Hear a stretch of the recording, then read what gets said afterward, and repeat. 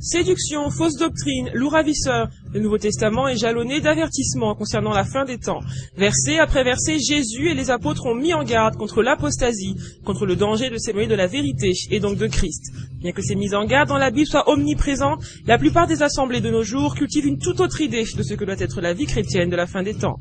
Succès, réussite et argent, l'Église aujourd'hui aime le monde et ne s'en cache plus. Elle est prête à tout pour obtenir ce qu'elle désire. De la pensée positive à la parole de foi, plus rien ne l'arrête dans son élan, pas même l'origine New Age de ses doctrines. Prospérité, gloire et réussite, ou persécution, renoncement et sanctification, qu'est-ce que le véritable évangile? C'est ce que nous allons voir dans ce reportage.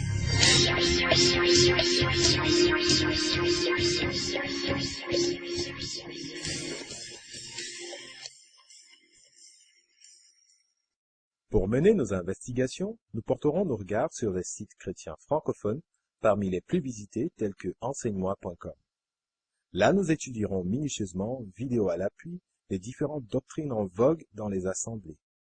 Sans plus attendre, commençons avec Paris Centre Chrétien, où Dorothée Radia nous livre son approche toute particulière de la prophétie.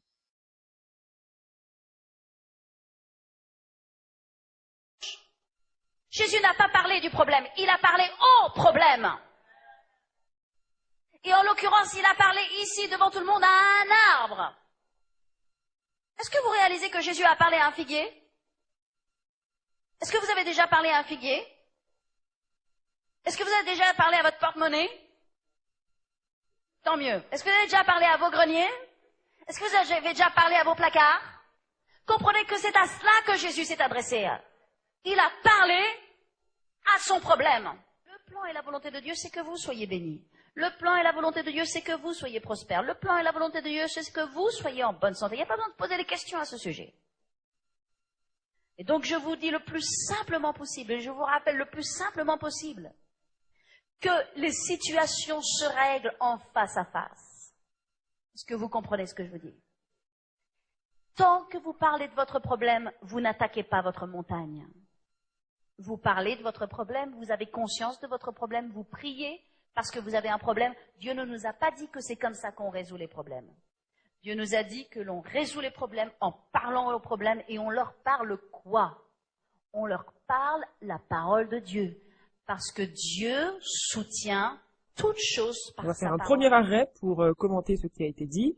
Deux choses doivent être signalées concernant le chrétien et le besoin. D'abord, contrairement à ce que déclare Dorothée, lorsqu'elle dit Jésus ne nous a pas demandé de prier, Philippiens 4:6 nous dit « Ne vous inquiétez de rien, mais en toute chose, faites connaître vos besoins à Dieu par des prières et des supplications. » La parole ne dit pas « Faites connaître vos besoins » ou alors « Gérez vos besoins vous-même par des proclamations ». Non, elle dit de faire connaître nos besoins à Dieu par des prières et des supplications. Donc le chrétien qui est face aux besoins doit prier et non pas s'adresser aux problèmes. Ce n'est pas une doctrine qui est énoncée dans la parole de Dieu. Lorsque le chrétien s'adresse à son problème, il prétend de manière implicite pouvoir se passer de Dieu. Il a le pouvoir en lui-même, donc il n'a pas besoin de prier. Mais qu'a fait Jésus? Qu'ont fait les apôtres dans leur situation? Est-ce qu'ils ont parlé à leurs problèmes? L'épisode du figuier n'a rien à voir avec l'établissement d'une doctrine de parole de foi. Jésus s'est adressé une seule fois à un figuier, non pas chaque matin, non pas pour le répéter une formule magique qui allait avoir une action chaque matin, mais pour enseigner à ses apôtres la clé, ce qui était la prière par la foi. Et d'ailleurs, Paul a déclaré dans Actes 20:20, « Vous savez que je n'ai rien caché de ce qui vous était utile. » Paul, qui est à l'origine, par le Saint-Esprit, de plus de la moitié du Nouveau Testament, qui a enseigné des tonnes de choses et des tonnes de choses aux églises un peu partout en Europe, a dit « Je vous ai rien caché de ce qui vous était utile. » Paul a-t-il enseigné la parole de foi? Non. Paul a-t-il dit « Adressez-vous à vos problèmes, ne priez pas ?» Non. Et il ajoute encore, du verset 26 au verset 27, dans Acte 20, « C'est pourquoi je vous déclare aujourd'hui que je suis pur du sang de vous tous, car je vous ai annoncé tout le conseil de Dieu sans en rien cacher. » Paul n'avait rien caché aux chrétiens de son époque. Et il dit il était pur de leur sang. Pourtant, il n'a jamais enseigné une doctrine aussi bizarre que celle de la parole de foi. Il n'a jamais dit de s'adresser aux problèmes et de faire des proclamations, etc. Jamais. sa parole est assez tranchante. Je vous ai dit tout le conseil de Dieu, tout le conseil de Dieu. Qu'est-ce qu'il enseignait? La sainteté, la repentance, le renoncement, vivre par l'esprit. Donc, ces gens viennent à vous avec de nouvelles doctrines qui sont totalement étrangères à la Bible et qui implicitement déplacent la souveraineté de Dieu pour la remplacer par la vôtre. Parce que dans le passage du figuier, qu'est-ce qu'il dit Jésus dans Matthieu 21, il dit, je vous le dis en vérité, si vous aviez de la foi, il n'a pas dit si vous proclamiez ou si vous faisiez des incantations, si vous aviez de la foi et que vous ne doutiez point, non seulement vous feriez ce qui a été fait à ce figuier, mais quand vous diriez à cette montagne, ôte-toi de là et jette-toi dans la mer, elle le ferait. Donc tout ce que vous demanderez avec foi par la prière, vous le recevrez. C'est ça le message. Et c'est dans la prière qu'on demande. C'est pas en faisant des proclamations indépendantes de Dieu. C'est dans la prière, contrairement à ce qui a été dit, qui est une aberration, que Jésus ne nous demande pas de prier. Il le dit là, tout ce que vous demanderez avec foi, par la prière, pas par la proclamation, pas par la parole de foi, pas en s'adressant à votre problème, mais en s'adressant à Dieu, parce qu'il est là, Dieu, et il ne faut pas essayer de le contourner, de contourner sa souveraineté pour nous-mêmes faire les choses à notre façon. Donc ici, il dit ce que vous demanderez. Il n'a pas dit ce que vous commanderez, ce que vous ordonnerez, ce que vous proclamerez. Donc en proclamant quelque chose où on exige que notre propre volonté soit faite, on se passe de manière implicite de la volonté de Dieu. Et pour ce qui est de dire que la volonté de Dieu pour votre vie, c'est systématiquement que vous soyez bénis, prospères et en bonne santé, là aussi il y a un problème. Déjà, seul Dieu connaît le plan qu'il a pour vous. C'est pas une personne qui va venir vous dire c'est que vous soyez bénis, prospères, etc., même si elle prend au passage un verset biblique totalement sorti de son contexte. Dieu, lorsqu'il agit, c'est dans l'intérêt de son royaume, c'est pas dans l'intérêt personnel des individus. Donc, il a été dans l'intérêt du royaume de Dieu que Paul, par exemple, soit soumis à toutes sortes d'épreuves, de souffrances, de persécutions, à la famine, au fouet, etc. C'est Dieu qui l'a permis dans sa vie. Paul n'était pas en dehors de la volonté de Dieu, mais il a souffert. Est-ce qu'il a été béni selon le monde? Non. Est-ce qu'il a été prospère selon le monde? Non. Non. Donc, selon le monde et la vision du monde, la vie de Paul a été un total échec. Pas de femme, un travail modeste, fabricant de tentes, rejeté de la société. D'abord, on peut lire dans 2 Corinthiens 12, 10, il dit lui-même, c'est pourquoi je me plais dans les faiblesses, dans les outrages, dans les calamités, dans les persécutions, dans les détresses, pour Christ. C'est pour Christ que Paul a enduré tout cela, pour le royaume de Dieu. Donc la volonté de Dieu dans notre vie, il est la seule à la connaître et ça va toujours aller dans l'intérêt du royaume. Les apôtres aussi ont été exposés à toutes sortes d'épreuves pour le royaume. Pour ce qui concerne les besoins du chrétien, Matthieu 6, du verset 25 au verset 34 est clair. Ne vous inquiétez pas pour votre vie, de ce que vous mangerez, ni pour votre corps, de quoi vous serez vêtus. La vie n'est-elle pas plus que la nourriture et le corps plus que le vêtement? Ne vous inquiétez donc point, et ne dites pas que mangerons-nous, que boirons-nous, de quoi serons-nous vêtus, car toutes ces choses, ce sont les païens qui les recherchent. Les païens. Votre Père Céleste sait que vous en avez besoin. Cherchez donc premièrement le royaume et la justice de Dieu. Et toutes ces choses vous seront données par-dessus. On n'a pas dit, c'est en proclamant que ces choses vous seront données par-dessus. On n'a pas dit de faire des proclamations pour que ces choses vous soient données. On n'a pas dit de réciter des paroles censées être bénéfiques pour que ces choses vous soient données. On a dit de chercher premièrement le royaume et sa justice. Donc, comme on invite les gens à chercher les choses de la terre avant toute chose, alors, il faut qu'on crée des raccourcis, il faut qu'on dise des chimères pour leur faire croire que leurs problèmes seront résolus, parce qu'ils sont en dehors de la volonté de Dieu, en suivant ces doctrines. Mais l'ambassadeur n'a pas besoin de s'inquiéter du manger et du boire. Le pays dont il dépend prendra soin de lui. Il n'a qu'à s'occuper des affaires qui concernent justement sa juridiction. Donc il faut chercher premièrement le royaume et non pas parler à son compte en banque. Tout cela relève de chimères, d'illusions, de séduction. Ça prend pas son origine dans la Bible. On n'a vu aucun apôtre se comporter de cette manière. On n'a pas vu Jésus se comporter de cette manière. Jésus a prié le Père lorsqu'il était face à des situations. Il a prié le Père. Donc, il faut connaître également l'origine de ces doctrines puisqu'elles ne sont pas bibliques.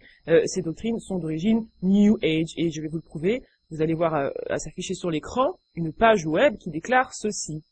Et quelle est la doctrine enseignée? Le pouvoir de la proclamation, des affirmations que l'on fait, comment ce que l'on dit peut avoir une influence directe sur notre réalité, avec en prime des exemples de proclamations, d'affirmations que l'adepte New Age doit faire dans le domaine des finances pour être dans l'abondance, dans le domaine de la santé, de l'amour, etc. Donc je vous laisse réfléchir dessus et on retourne. C'est une loi extrêmement importante. Aspirez aussi au don spirituel, mais surtout à celui de prophétie. Dieu vous appelle à être les prophètes de votre vie. Prophétisez sur votre vie. Vous savez pourquoi? Parce que personne ne le fera pour vous. Premièrement, personne ne le fera pour vous. Vous seul pouvez que le faire pour vous-même. Il n'y aura personne d'autre qui le fera pour vous. Prophétisez votre longévité. Prophétisez votre bonne santé. Prophétisez votre guérison. Prophétisez votre succès. Prophétisez le succès de vos enfants. Prophétisez que vos enfants, même depuis le berceau commencez, que vos enfants proclameront les oracles de l'Éternel, qu'ils iront de terre en terre et de nation en nation, qu'ils seront à la tête, qu'ils seront chefs de gouvernement, que la sagesse de Dieu sera sur leur vie. Je crois que nous sommes tous appelés à prophétiser. Et je vais vous dire ce que c'est que prophétiser. Prophétiser, c'est proclamer. Nous ne sommes pas tous appelés, à moins que nous ayons un don prophétique, pour aller voir quelqu'un, un frère, une sœur, ou quelqu'un d'un converti dans le monde, et pour lui dire, « Oh toi, je vois que dans ta vie, il y a ceci ou cela. » Moi, je ne parle pas de ce genre de prophétie. Je vous dis, nous sommes tous appelés à prophétiser, parce qu'il y a de la puissance dans la prophétie, et la prophétie dont je parle, c'est une proclamation. En fait, nous sommes tous appelés à prophétiser sur nos situations. Vous êtes le prophète de votre vie. Hallelujah. Vous n'êtes pas le prophète de la vie des autres. Hein? Vous n'êtes pas en train de faire l'inventaire. Dieu ne vous appelle pas à faire l'inventaire de tout ce qui ne va pas dans la vie de votre voisin.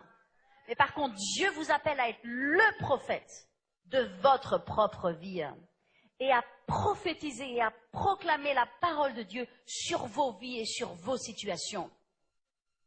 Est-ce que vous m'entendez ce soir? Je prie que vous m'entendiez. Je prie que vous entendiez la voix de l'Éternel vous parler. Parce que beaucoup de personnes, vous êtes là ici, vous avez des problèmes. Vous venez peut-être à l'imposition des mains, mais vous ne faites pas ce que Dieu vous demande. Mais lorsque vous allez commencer à faire fermement, avec stabilité, avec persévérance, ce que Dieu vous demande, et ce que je suis en train de vous dire donc, vous allez voir du changement. Ça va prendre 1 mois, ça va prendre 2 mois, ça va prendre 3 mois ou ça va prendre 6 mois. Mais il y a une puissance dans votre bouche parce que la Bible dit que la vie et la mort sont au pouvoir de votre langue. Votre langue peut tuer et votre langue peut donner la vie. Vous avez le droit d'interdire à la mort de vous toucher. Vous avez le droit d'ordonner à la vie d'entrer dans votre vie. Il y a la vie et la mort au pouvoir de votre langue. Votre langue a du pouvoir. Votre langue a de la puissance. Vous devez façonner votre monde avec vos paroles. Vous devez modeler votre monde avec vos mots. Vous faites de votre monde ce que vous voulez avec vos paroles. C'est la puissance que Dieu nous a donnée. Maintenant, c'est la... Soyez les prophètes de votre vie. Prophétisez sur votre avenir. Prophétisez sur votre mariage. Prophétisez sur votre vie. Hallelujah. Prophétisez ce que vous voulez. Comprenez? Il n'y a pas plus simple, mais il faut le faire. Ossements desséchés, écoute la parole de l'Éternel. Ainsi parle le Seigneur l'Éternel à ses os.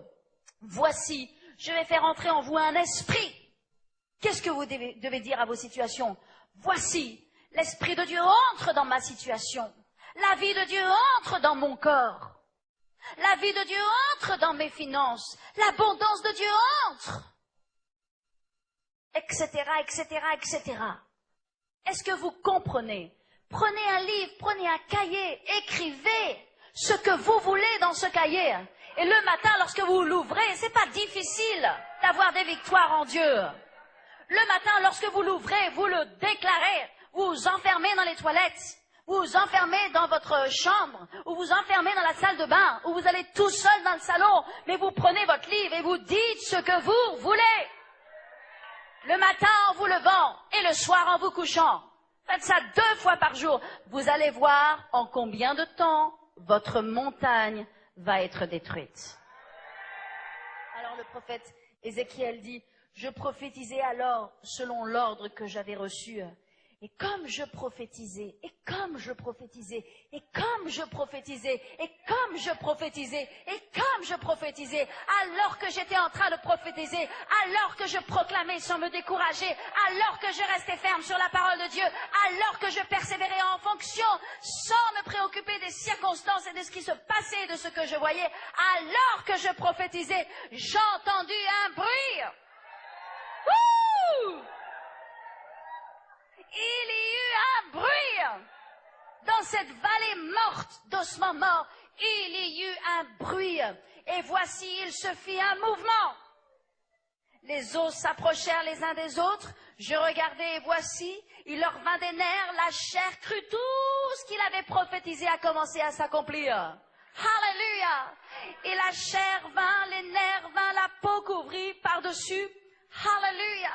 Etc., etc. Et vous lirez toute la fin du chapitre. Et ce fut une grande armée.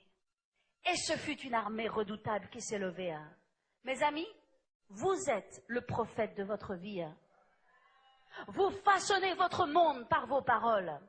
Dieu vous a donné sa parole puissante et surnaturelle. C'est cette même parole qui est là, qui a construit et qui a bâti le monde. Mettez votre foi dans la parole de Dieu et pratiquez la parole de Dieu. Et vous aurez ce que vous voudrez. Alléluia! Applaudissons le Seigneur ce soir. Il est extrêmement difficile de ne pas être effaré, atterré, lorsqu'on voit ce qu'on vient de voir. Les apôtres, dans le Nouveau Testament, n'avaient qu'un souci, qu'un message, Christ. Non seulement ils avaient renoncé eux-mêmes à leur propre vie, mais ils avaient aussi renoncé au monde et ils incitaient les chrétiens à en faire de même. Ils incitaient les chrétiens à être des voyageurs sur la terre, des citoyens du royaume des cieux. Ils n'aimaient pas le monde. Et tout tournait autour de Christ. Christ crucifié et ressuscité. Jamais on a entendu dans la Bible ce genre de langage totalement individualiste. Ça, c'est prêcher le chrétien, c'est pas prêcher Christ. Où est-ce que Christ a été prêché? Dans quel fragment vous avez pu entendre Christ être élevé, exalté? Ici, Christ est un simple serviteur. Je veux. Ce que je veux. Mais vous vous en rendez compte? Prophétisez ce que vous voulez et non pas ce que Dieu veut. Alors, on va reprendre les passages qui ont été cités parce que non seulement ces passages sont pris à tort et à travers, mais en plus, ils dénoncent eux-mêmes ce qui vient d'être dit. Donc, lorsqu'on prend, par exemple, Corinthiens 14, lorsque Paul exhorte les chrétiens à rechercher les dons de prophétie, les dons spirituels, dont le don de prophétie, mais à quoi fait-il référence? Est-ce que dans ce passage, Paul incite les chrétiens à chercher un don de prophétie qui serait une baguette magique pour leur propre vie à eux? Mais non, puisque dans ce passage, lorsqu'on lit, même à partir du verset 2, il parle de ceux qui parlent en langue, et il dit, oui, mais eux, personne ne les comprend parce qu'ils disent des mystères. Verset 3, mais celui qui prophétise, qu'est-ce qu'il fait celui qui prophétise selon Paul? Il édifie, il exhorte, il console qui? Les hommes par ses paroles. Il ne se console pas lui-même. Les dons sont des services. C'est quelque chose que Dieu nous donne pour être au service des autres. Et il va le dire très clairement. Quand il dit celui qui parle en langue, une langue étrangère, s'édifie lui-même. Mais celui qui prophétise édifie l'Église. C'est pour ça qu'il dit plus loin que celui qui parle en langue est plus petit que celui qui prophétise. Puisque celui qui prophétise, il agit dans l'intérêt commun. Verset 5, je souhaite que vous parliez tous des langues, mais surtout que vous prophétisiez, car celui qui prophétise est plus grand que celui qui parle des langues, à moins qu'il ne les interprète afin que l'Église en reçoive l'édification. Paul, son seul souci, c'était que l'Église soit édifiée. Pas un individu, c'était pas de l'égoïsme, de l'égocentrisme, de l'individualisme repackagé et labellisé chrétien, c'était vraiment pour l'édification. Verset 12. Puisque vous désirez avec ardeur les dons spirituels, cherchez à en avoir abondamment pour l'édification de l'Église. Il n'a pas dit pour votre édification, pour l'édification de l'Église. Les dons spirituels sont là pour nos frères, pour nos sœurs. Les dons que Pierre avait reçus, il s'en est pas servi pour prophétiser sur sa vie, avoir des villas, des maisons et je ne sais pas quoi d'autre. Ils s'en sont tous servis pour l'édification de l'Église. Verset 17. Quand il parle du parler en langue, il dit, il est vrai que tes actions de grâce sont excellentes, mais les autres n'en sont pas édifiés. Et pour Paul, c'était un problème. C'est pour ça qu'il dit, ceux qui parlent en langue, s'il n'y a pas d'interprétation, qu'on se taise dans l'église. Parce que tout ce qu'on doit faire doit être fait dans l'église pour l'édification des autres. Il dit, j'aime mieux prononcer dans l'église 5 paroles par mon intelligence, afin d'instruire aussi les autres, que 10 000 paroles dans une langue inconnue. Et verset 14, si tous prophétisent, qu'il entraîne un incrédule ou un ignorant, il est convaincu par tous, il est jugé par tous, etc. Je me demande comment on peut se servir de ce passage pour prêcher l'individualisme, pour prêcher l'égoïsme, alors que tout dans ce passage fait référence à l'édification commune. Lorsqu'il parle du mondain qui va rentrer dans une assemblée, il dit que par la prophétie, son cœur, les secrets de son cœur seront manifestés, et que en se prosternant la face contre terre, il adorera Dieu et publiera que Dieu est véritablement au milieu de vous. Vous voyez, il parle de l'édification, mais il va le dire plus clairement au verset 26. Que faut-il donc faire lorsque vous vous assemblez? Chacun a-t-il un cantique ou une instruction, une langue étrangère, une révélation, une interprétation? Que tout se fasse pour l'édification.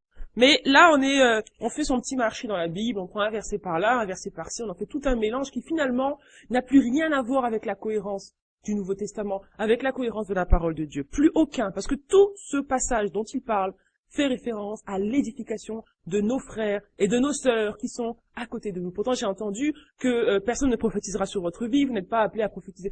Des choses que Paul ne dit pas là. La prophétie, il n'y a pas différents types de prophéties. Il n'y a pas une prophétie, ainsi parle le Seigneur dans la vie des autres, et une prophétie pour nous le matin quand on se réveille, dans son petit cahier, on prophétise cela, on prophétise ceci. Ça, c'est pas dans la parole, c'est un ajout. Et dans Ézéchiel, c'est pareil, lorsqu'on prend l'exemple d'Ézéchiel 37, ça a été mentionné. De quoi? Mais on ne dit pas le contexte dans lequel ces paroles ont été dites. Ézéchiel n'a pas prophétisé sur sa propre vie. Il s'est pas réveillé à 6 heures du matin pour dire, je prophétise que dans ma vie, les eaux desséchées vont reprendre vie. Ézéchiel, il est dans quel contexte? Il est prophète pour Israël. Israël est dispersé dans les nations. Israël est sans espoir. D'ailleurs, c'est dit au verset 11 d'Ézéchiel 37, « Fils de l'homme, ces eaux, c'est toute la maison d'Israël. Voici, ils disent, nos eaux sont devenues secs, notre espérance est perdue, c'en est fait de nous. » Là, Israël, c'était tout un peuple qui était dans la détresse. Et il dit, « Je vous ferai rentrer dans le pays d'Israël. » Dieu prophétise que Israël va retourner sur ces terres. Verset 21, ainsi dit le Seigneur, « Voici, je vais prendre les enfants d'Israël du milieu des nations où ils sont allés, et je les rassemblerai de toutes parts. » Ce passage ne parle pas de la vie d'Ézéchiel. Donc ce qu'elle prend comme exemple n'est même pas avéré dans la vie d'Ézéchiel. Il n'a pas prophétisé sur sa vie. Il a prophétisé sur la vie de sa nation. Et il n'a pas dit, je prophétise ce que je veux. C'était selon l'ordre de l'Éternel qu'il prophétisait.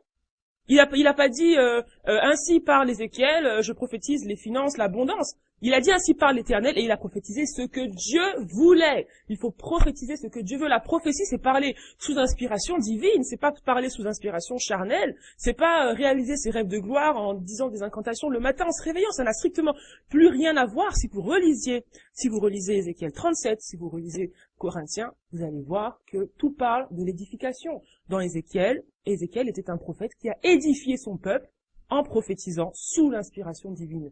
Donc là, il y a une distorsion grave de ce que c'est que la prophétie. C'est pas ça la prophétie. La prophétie, c'est au service des autres. Les 5 ministères sont 5 services pour les autres. C'est des services que l'on rend pour Dieu à l'Église. Ça n'a rien à voir avec une auto-édification, avec une auto-satisfaction. Ça, c'est de l'individualisme. C'est pas le parfum de la parole de Dieu. Lorsque ça devient centré sur le chrétien plutôt que sur Christ, ce n'est plus le parfum de la parole de Dieu. Donc, pour finir, ouvrez les yeux, mes frères et mes sœurs. Dieu n'est pas là pour faire notre volonté. C'est nous qui devons faire la sienne. Jésus a dit, Père, non pas ma volonté, mais la tienne. Et nous ne sommes pas plus grands que notre Maître. Voilà ce que nous pouvions dire sur l'Assemblée Paris Centre Chrétien. Ce que le Seigneur fait, c'est appeler à la repentance. Il n'est pas venu pour condamner, mais pour sauver. Mais pour que les gens soient sauvés, il faut déjà qu'ils entendent le véritable évangile et qu'ils se répandent et remettent Dieu à sa véritable place, qui est celle de Dieu souverain. Maintenant, nous allons nous intéresser à l'Assemblée ICC, d'abord en image.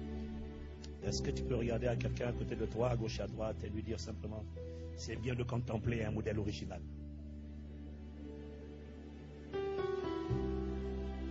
Et tu peux t'asseoir. Je crois qu'il y a quelqu'un qui ne t'a pas encore entendu, alors dis à quelqu'un qui est devant, derrière, ou je ne sais où, mais en tout cas, dis à quelqu'un, c'est beau de contempler un original.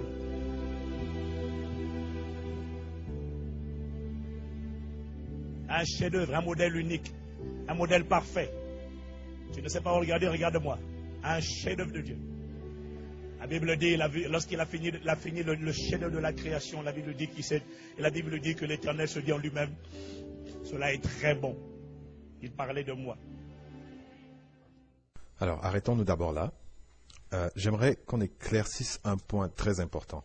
C'est-à-dire que ce pasteur est en train de déformer la parole, c'est-à-dire il utilise un verset de Genèse pour s'enorgueillir et susciter de l'orgueil dans le peuple. Au lieu de rendre gloire à Dieu pour la magnificence de la création, il se rend plutôt gloire à lui-même et il invite les autres, c'est-à-dire le peuple, à en faire autant.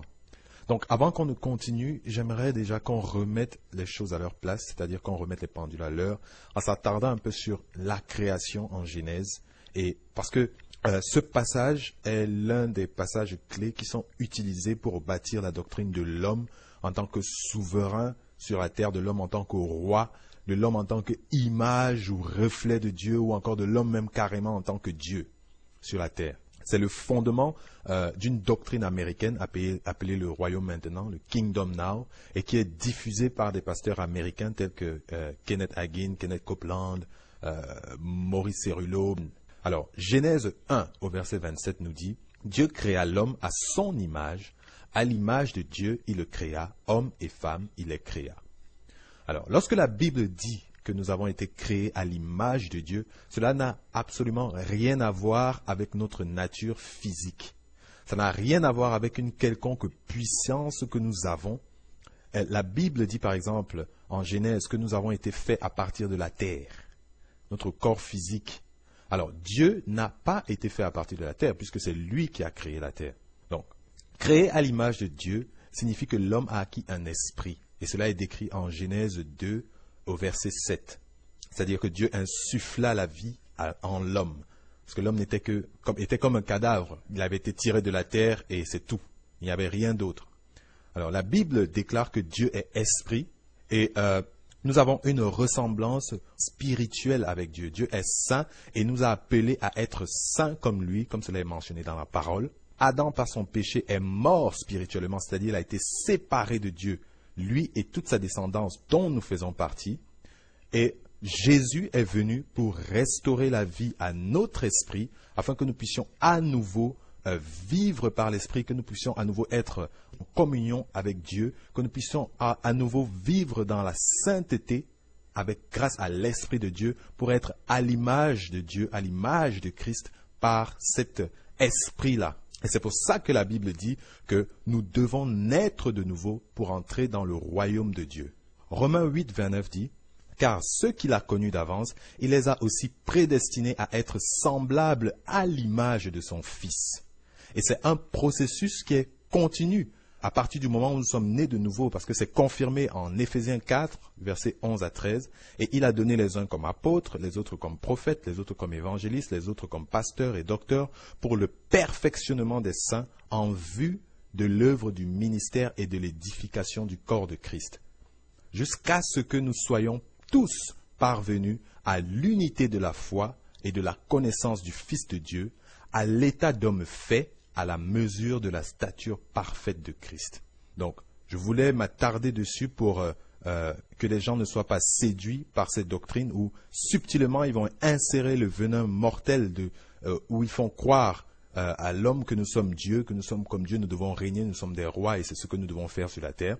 Et pour éclairer cela, nous allons rapidement prendre dans la parole quelques exemples dans la nature de Dieu et la nature de l'homme. Dieu n'a pas été créé, il est illimité dans sa connaissance, alors que l'homme est limité dans ses connaissances. Dieu est présent partout, l'homme est confiné à un seul lieu en un temps. Dieu possède la vie éternelle, il est infini, immortel, et il a la vie éternelle en lui-même. L'homme meurt physiquement et spirituellement. Dieu est tout-puissant et est capable de faire toutes les choses, et il n'est dépendant de personne. L'homme est dépendant de Dieu pour le soutenir. L'homme est faible.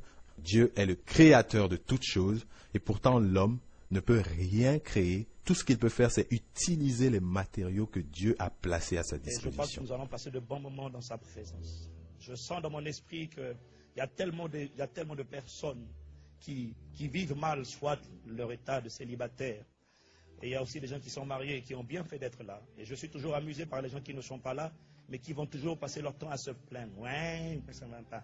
Ouais. Si tu vois quelqu'un qui fait ouais, tu as le droit de lui imposer les mains sur les 2 joues. Tu lui dis au nom du pasteur Ivan, reçois l'onction. Ne t'inquiète pas, le Saint-Esprit sera là pour te garder. Il mettra un os à ta gauche, un os à ta droite et tu ne seras pas atteint.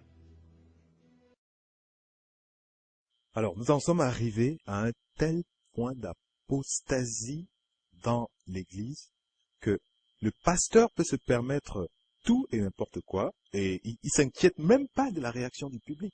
Il peut faire des blagues ridicules, des blagues même à la limite du blasphème contre le Saint-Esprit en toute impunité et personne, je dis bien personne, dans la salle ne se lève pour s'opposer à ça. Il y en a même dans la salle que ça amuse, personne ne se lève, personne n'est choqué. Et tout ceci, c'est pour vous montrer à quel point la crainte de Dieu a disparu à cause de cet évangile frelaté, à cause de cet évangile qui est centré sur l'homme et sur ses désirs. Christ a disparu, il a complètement disparu. Il a cédé la place au pasteur parce que maintenant c'est le pasteur qui est au centre de tout, c'est le pasteur qui dit tout et tout le monde accepte, tout le monde acquiesce. Et voilà, Christ est parti, Christ a complètement disparu dans cet évangile. Dis avec moi encore, je règne dès maintenant. Vous allez vous rendre compte qu'il ne parlait que d'un royaume. Il n'a jamais parlé de la fondation d'une religion sur terre appelée le christianisme. Il y avait suffisamment de religions déjà sur la terre où les gens étaient déjà down, démantelés, disloqués, où les gens se berçaient de consolation en attendant, paraît-il, un monde meilleur après la mort. Ça, ce n'est pas le message du règne de Dieu. Le message du royaume de Dieu, c'est une vie, c'est la vie du ciel qui vient sur la terre, maintenant sur la terre. Et pour les chrétiens qui sont pressés de partir au ciel, je t'annonce que Jésus va te ramener vite fait avec la résurrection d'entre les morts. Donc au final, c'est sur la terre que nous allons régner. La Bible nous dit dans Psaume 115, verset 15 à 16, que les cieux sont les cieux de l'Éternel et il a donné la terre aux êtres humains. Quelqu'un dit Amen. Tant que tu ne te perçois pas comme un roi, je ne dis pas tant que tu ne récites pas le roi, que tu es roi. Tant que tu ne te perçois pas comme un roi, tu ne pourras pas régner. Tu ne pourras pas opérer dans la dimension du règne. Et la Bible dit, je suis la lumière du monde, je suis le sel de la terre, je suis la justice de Dieu. Tout ça, c'est bien. Et la Bible dit, je suis roi et que je règne. La Bible dit que c'est par l'abondance de la grâce et par le don de la justice que nous régnons dès maintenant dans cette vie avec Christ. Dis avec moi, je règne. Alors, le pasteur Ivan a fait dans cet extrait des affirmations les plus dangereuses qu'on puisse faire contre l'évangile. C'est-à-dire, il empêche les chrétiens de désirer le royaume à venir. Il veut complètement détourner leur regard de Christ et du royaume de Dieu, du royaume des cieux, pour les maintenir liés et attachés à la terre. Tout est fait pour nous maintenir à la terre, malgré les innombrables avertissements de Jésus-Christ, de Paul, de Pierre, de Jean, et il va même jusqu'à jeter ironiquement le discrédit sur les chrétiens qui attendent le royaume des cieux. Il se moque donc de Paul, par exemple, puisque Paul dit en Philippiens 1, 23 à 25, « Je suis pressé des deux côtés, j'ai le désir de m'en aller et d'être avec Christ, ce qui de beaucoup est le meilleur. Mais à cause de vous, il est nécessaire que je demeure dans la chair et je suis persuadé que je demeurerai et que je resterai avec vous pour votre avancement et pour votre joie dans la foi. » Pour lui, il voulait quitter cette terre et aller avec Christ, mais en même temps, il voulait rester parce qu'il voulait affermir les autres et non parce qu'il voulait régner et non parce qu'il avait une destinée de roi ou je ne sais quoi. Hébreux 13, verset 14 nous dit « Car nous n'avons point ici-bas de cité permanente, mais nous cherchons celle qui est à venir. Nous n'avons pas de cité permanente ici-bas, pas du tout. » Colossiens 3, de 1 à 4. Si donc vous êtes ressuscité avec Christ, cherchez les choses d'en haut, où Christ est assis à la droite de Dieu, les choses d'en haut, c'est-à-dire dans les cieux et non sur la terre. Affectionnez-vous aux choses d'en haut et non à celles qui sont sur la terre. Car vous êtes morts et votre vie est cachée avec Christ en Dieu. Quand Christ, votre vie, paraîtra, alors et seulement alors, vous paraîtrez aussi avec lui dans la gloire. Jésus lui-même a dit dans Jean, chapitre 18, au verset 36, « Mon royaume n'est pas de ce monde. Si mon royaume était de ce monde, mes serviteurs auraient combattu pour moi, afin que je ne fusse pas livré aux Juifs. Mais maintenant, je vous dis, mon royaume n'est point d'ici-bas. » Alors, le royaume de Jésus n'est pas ici-bas, il l'a dit et redit. Mon royaume n'est pas ici-bas. Alors, si le royaume de Jésus n'est pas ici-bas, à qui appartient ce royaume? La Bible déclare en 1 Jean 5, verset 19, « Nous savons que nous sommes de Dieu et le monde entier est sous l'emprise du malin. Satan, qui est encore appelé le prince de ce monde, est bien celui qui règne sur la terre. » On peut voir en 2 Corinthiens 4, versets 3 à 4, « Si notre évangile est encore voilé, il est voilé pour ceux qui périssent, pour les incrédules, dont le Dieu de ce siècle a aveuglé l'intelligence. » Satan est ici appelé le Dieu de ce siècle. Et c'est Paul qui l'appelle ainsi bien après la résurrection de Jésus. C'est pour vous dire que même après la résurrection de Jésus, Satan continue à agir comme étant le Dieu de ce siècle. Et Satan, le Dieu du monde, le prince du monde, le Dieu du siècle, tout ce que vous voulez, il va même jusqu'à proposer tous les royaumes de la terre à Jésus, en lui disant que cela m'appartient. Vous pouvez lire ça dans Matthieu au chapitre 4. Alors, si ces royaumes du monde appartiennent à Satan et qu'il peut se placer devant Jésus et lui dire, tu sais très bien que ça m'appartient, je peux te le donner. Alors, ça veut dire que ce n'est pas le nôtre. Ça confirme et ça reconfirme que ce n'est pas notre royaume. Et c'est la raison pour laquelle les chrétiens, à commencer par leur maître, c'est-à-dire Jésus, ensuite, en continuant avec les apôtres, les disciples, sont persécutés. Ils ont tous été persécutés, traqués de ville en ville, lapidés, torturés, décapités, crucifiés. Eux dont le monde n'était pas digne, comme Paul le dit en Hébreux, au chapitre 11, verset 38. Et c'est la raison pour laquelle Jésus encore a prophétisé à plusieurs reprises en disant qu'on nous traînera devant les tribunaux et que l'heure vient même où quiconque nous fera mourir croira rendre un culte à Dieu. Lisez le chapitre Matthieu, par exemple, Matthieu au chapitre 24. Et la parole dit encore, pour conclure en 1 Pierre, au chapitre 2, verset 11, que nous sommes des voyageurs sur cette terre. Alors, si nous sommes des voyageurs sur cette terre, c'est encore clair pour comprendre que ce n'est pas notre royaume, ce n'est pas le nôtre. Nous devons rechercher notre royaume. Et le royaume que nous devons rechercher est le royaume de Christ, est le royaume de Dieu, est le royaume des cieux, et c'est celui qui est à venir, et non ici-bas, et non maintenant, comme le pasteur Castano essaye de le faire croire dans cette vidéo. Voici encore une fois un passage qui a été pris, qui a été cité à la volée par le pasteur. Il a cité ce passage à la volée, c'est Romains 5 au verset 17, qui dit « Si par l'offense d'un seul la mort a régné, par lui seul, à plus forte raison, ceux qui reçoivent l'abondance de la grâce et du don de la justice régneront-ils dans cette vie par Jésus-Christ lui seul. » Voici un verset qui vient d'être déformé par le pasteur Yvan, en le sortant complètement de son contexte, en essayant de faire croire que ce verset veut dire que nous devons régner dès maintenant, ici-bas, maintenant sur la terre, que nous devons être régnés comme des rois sur cette terre. Voici comment est-ce qu'il vient de déformer ce verset. Mais reprenons ce verset dans son contexte pour retrouver la pensée de Paul lorsqu'il a dit ces paroles. Alors, si on repart à partir du verset 14 jusqu'au verset 18, c'est Romains chapitre 5, il dit « Cependant, la mort a régné depuis Adam jusqu'à Moïse, même sur ceux qui n'avaient pas péché par une transgression semblable à celle d'Adam, lequel est la figure de celui qui devait venir. Mais il n'en est pas du don gratuit comme de l'offense, car si par l'offense d'un seul, il en est beaucoup qui sont morts, à plus forte raison, la grâce de Dieu et le don de la grâce venant d'un seul homme, Jésus-Christ, ont-ils été abondamment répandus sur beaucoup. Il n'en est pas du don comme de ce qui est arrivé par un seul qui a péché, car c'est après une seule offense que le jugement est devenu condamnation, tandis que le don gratuit devient justification après plusieurs offenses.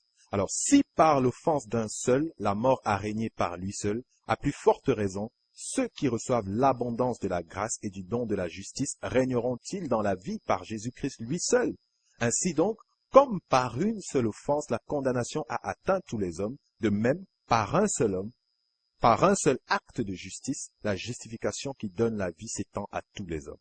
Paul, dans les chapitres 5, 6, 7, 8 de Romains, parle exclusivement de la loi et de la grâce. En relisant ce passage dans son intégralité, même tout le chapitre, on se rend compte que Paul, en fait, est en train de faire une analogie entre la mort et le péché, qui ont régné sur nous par l'offense d'Adam, et maintenant la grâce qui règne sur la mort et le péché en nous à travers le sacrifice de Jésus-Christ. C'est ce qui est confirmé au verset 21 en disant « Afin que, comme le péché a régné par la mort, ainsi la grâce régna par la justice pour la vie éternelle par Jésus-Christ notre Seigneur. » Ceci n'a donc rien à voir avec un quelconque règne des chrétiens dans le monde ou encore sur la terre. Mes frères, nous devons vraiment faire très attention à ce que nous écoutons. Car ce genre de doctrine déjà, au lieu d'engendrer l'humilité, la simplicité, engendre plutôt l'avarice, la convoitise, l'arrogance, l'orgueil, l'amour de soi-même, l'égocentrisme. Nous allons prendre un peu quelques exemples de phrases que des pasteurs, des prophètes et tout ce que vous voulez, du Kingdom Now, ces gens chez qui, par exemple, le pasteur Yvan Castanou et tous les autres qui prêchent le royaume et du règne maintenant, ces pasteurs américains, c'est-à-dire, nous allons prendre un peu des exemples de leur doctrine, de ce qu'ils disent que les hommes sont. Par exemple, on prend Kenneth Hagin. Il a dit, l'homme a été créé égal à Dieu et il peut se tenir dans la présence de Dieu sans aucune conscience d'infériorité. L'homme a vécu égal à Dieu et le croyant est appelé Christ. Et c'est ce que nous sommes Christ. Vous pouvez voir les références à l'écran. Kenneth Copeland a dit, la raison pour laquelle Dieu a créé Adam était son désir de se reproduire. Adam n'était pas un peu comme Dieu, il n'était pas presque comme Dieu, il n'était même pas soumis à Dieu. Il dit encore quelque part, tu n'as pas Dieu en toi, tu en es un. Et Maurice Cerullo qui dit, saviez-vous que dès le début des temps, tout le but de Dieu était de se reproduire? Et puis plus loin, il utilise un peu les mêmes phrases que le pasteur Yvan a donné plus tôt, en disant, regarde-moi, je suis un modèle parfait. Maurice Cerullo qui a utilisé ça, il dit, et en face de toi, mon frère, tu ne regardes pas à Maurice Cerullo, tu regardes à Dieu, tu regardes Jésus. Vous avez les références à l'écran. Donc, c'est-à-dire dans cette doctrine, Dieu est éliminé, il est tué dans les cœurs des chrétiens petit à petit, d'une manière très subtile. Et c'est la même tentation de Satan. C'est toujours la tentation en Éden. Satan a trompé l'homme en lui faisant croire qu'il deviendrait comme Dieu. En Genèse 3, versets 4 à 5. Alors le serpent dit à la femme, vous ne mourrez point, mais Dieu sait que le jour où vous en mangerez, vos yeux s'ouvriront et vous serez comme des dieux, connaissant le bien et le mal. Cette simple parole de la tentation de Satan en Éden suffit pour démontrer que Adam et Ève étaient très loin d'être comme Dieu, sinon il ne les aurait pas tentés en leur disant, vous serez comme des dieux, vous serez comme Dieu. Ça ne les aurait pas intéressés s'ils étaient déjà comme lui. Donc ils se sont laissés séduire en espérant posséder la même puissance que Dieu. Ils voulaient en réalité régner à la place de Dieu, ou alors du moins régner comme Dieu. Et ce sont les mêmes raisons, les mêmes qui ont précipité Satan hors du ciel. Ésaïe 14, versets 13 à 14. Tu disais en ton cœur, je monterai au ciel, j'élèverai mon trône au-dessus des étoiles de Dieu. Je m'assirai sur la montagne de l'assemblée, à l'extrémité du septentrion. Je monterai sur le sommet des nuées, je serai semblable au Très-Haut. Voilà les paroles de Satan. Et c'est Satan qui est le premier qui a toujours voulu régner à la place de Dieu jusqu'à présent. Ça continue jusqu'à présent. Et c'est pour ça qu'il est en train d'insérer cet évangile de la mort dans les cœurs des chrétiens à travers ces pasteurs qui les diffusent. Frères, nous devons faire attention et rejeter toutes ces doctrines. Elles sont complètement antichrist, antichrist. Ce n'est pas l'évangile de Jésus-Christ. Je vais terminer en lisant Philippiens 3. Versets 18 à 21. Car il en est plusieurs qui marchent en ennemis de la croix de Christ. Je vous en ai souvent parlé et j'en parle encore maintenant en pleurant. Leur fin sera la perdition. Ils ont pour Dieu leur ventre, ils mettent leur gloire dans ce qui fait leur honte. Ils ne pensent qu'aux choses de la terre.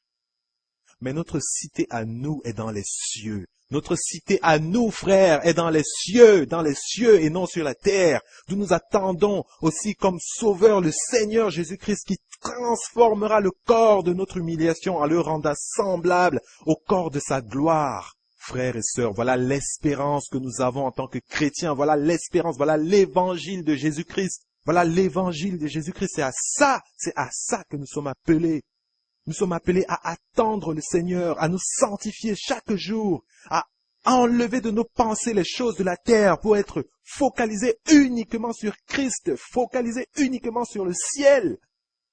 Parce que c'est là qu'il y a les choses qui qui ne finissent pas, qui sont éternelles. La terre passe, il y a des catastrophes, les gens meurent, des accidents, toutes sortes de choses. Et Dieu frappe la terre à cause de son péché, du péché des hommes, depuis des siècles et des siècles. Il nous demande de nous repentir et de nous préparer parce qu'il revient comme un voleur. Et il veut que nous soyons prêts et saints et séparés.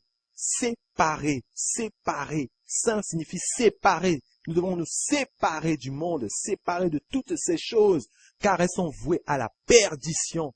Alors voilà ce qu'on pouvait dire pour cette vidéo. Vous devez d'abord commencer le travail au niveau de la pensée. Comment entrer dans une vie de succès, de réussite et de victoire? D'abord, il faut avoir les pensées appropriées. Ensuite, il faut avoir les paroles appropriées. Et enfin, il faut avoir les actes appropriés. Pensée, parole, action. Pensée, parole, action. Pensée positive, parler positif, agir positivement.